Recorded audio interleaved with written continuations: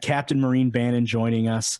I know I touched a little bit on her at the beginning of the show, but I can't do the due diligence, obviously, that she can. So I'm going to let her talk a little bit about herself, and then we're going to get into the Equality Act, because I think this lady, not only is she passionate about this, but she is going to be bringing information that you're not going to find anywhere else but in this interview here. So, Captain Bannon, again, thank you for joining us. Thank you for taking time, like Janet said, out of your busy day to join us. And how was your Tuesday?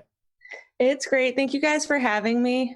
It's beautiful here in Virginia. It's in the 60s, so definitely enjoying the nice weather since it's been pretty cold for Virginia.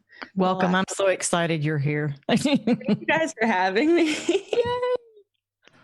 Yeah, it's actually been fairly decent here in Indiana. The last week, all last week I was down in Florida, 80 degrees, and then I leave to come back to Indiana, and it's 65 and sunny. So definitely can't beat that. But for people that may not know you or may have not seen you on the War Room, etc., tell us a little bit about yourself. So I'm Maureen Bannon. I'm Steve Bannon's daughter.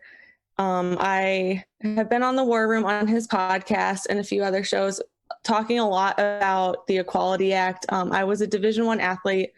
I actually started playing volleyball in the 4th grade and played through college.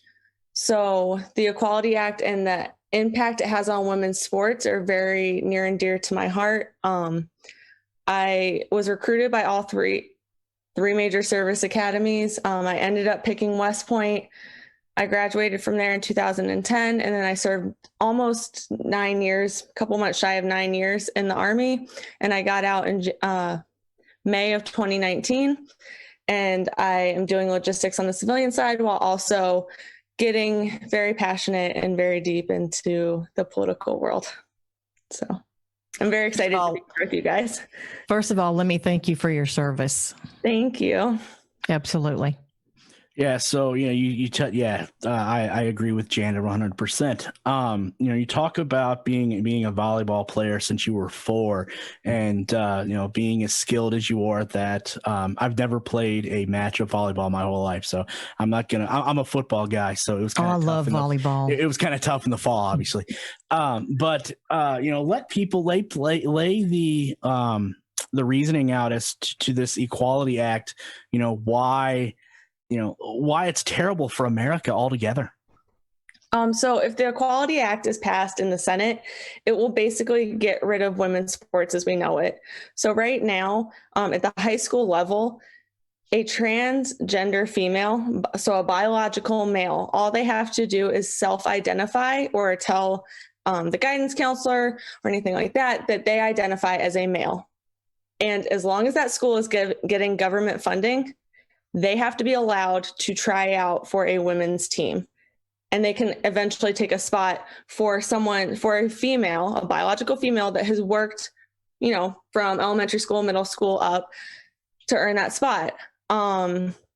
So it basically will just get rid of everything that women have worked for. And I've mentioned this on the War Room before. This is not a left or right issue. This is across the aisle issue. And it's shocking to me that more feminists on the left are not standing up and having an issue, because they fought so hard for Title IX. And this Equality Act is basically going to get rid of everything that we have fought for.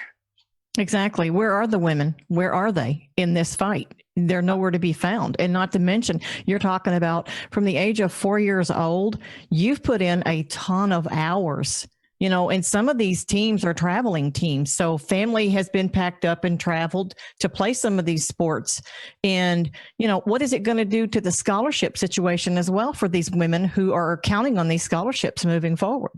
It's basically going to get rid of scholarships for hardworking females. I know the high school I went to, almost anyone that played volleyball for that school ended up going to a Division I school. I mean, I had an amazing coach in high school, and she dedicated her life into, if you wanted to play Division I, she would help you get there.